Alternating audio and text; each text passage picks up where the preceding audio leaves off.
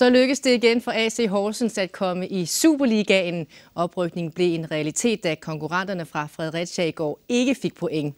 Nu er en ny kamp så gået i gang i Horsens. En kamp, der skal sørge for, at holdet denne gang bliver i Superligaen. Yeah! Yes! Yes! Yes, Horsens er i Superligaen. Sådan her lyder det, når målet for en hel fodboldsæson endelig går i opfyldelse. Nu skal der igen være Superliga-bold i Horsens, og oprykningen blev endda sikret, uden at spillerne selv skulle på banen. Det er selvfølgelig sjovt at stå nede på plænen og have sikret det selv, men jeg er et eller andet sted lige fuldstændig ligeglad. Altså det vigtigste det er, at vi har oprykning, og det har vi nu. Superliga og første division, man kan ikke sammenligne det. Det er næsten ligesom to forskellige sportsgrene. Bliver det anderledes at være maskot i Superligaen? Ja, man er lidt mere populær, og folk de hilser også på en i Bilka, når man er i Superligaen. I dag var der så ren afslapning på træningsbanen.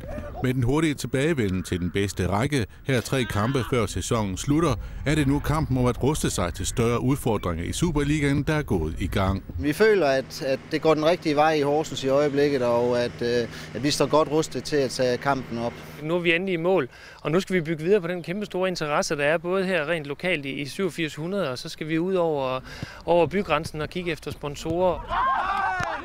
En oprykning er altid ensbetydende med, at der nu bliver diskuteret forstærkninger i spillertruppen, og selvom de spillere, der er i truppen, har gjort det godt, så skal der nye spillere til, hvis holdet skal blive i Superligaen. Vi vil som udgangspunkt vil vi gerne tilknytte 3 spillere, og det er det, vi som udgangspunkt går efter. Så må vi tiden vise, om vi er i stand til at hente det ind. Er der sat navn på? Vi har en liste, men navnet dem kan vi selvfølgelig ikke offentliggøre på nuværende tidspunkt. AC Horsens har gennem hele sæsonen satset hårdt på at sikre oprykningen.